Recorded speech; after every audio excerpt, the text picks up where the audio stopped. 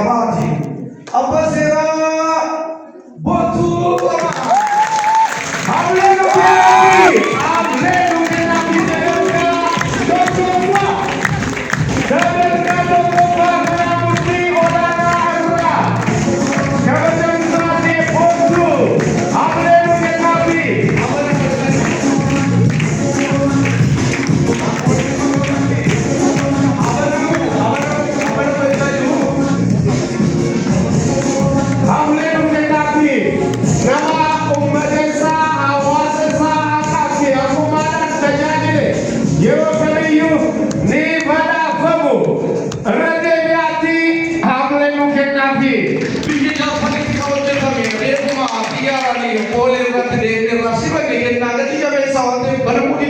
akan kau sampai ke sini dulu.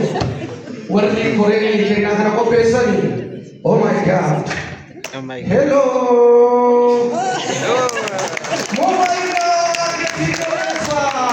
Amle luken nafi. Amle luken nafi.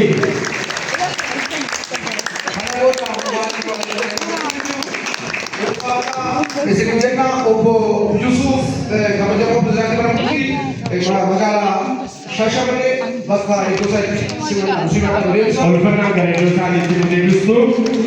Pasukani aboti sewa berikut ana kanti beranuta warga kena mungkin dulu pertanyaan berikut orang-orang Magala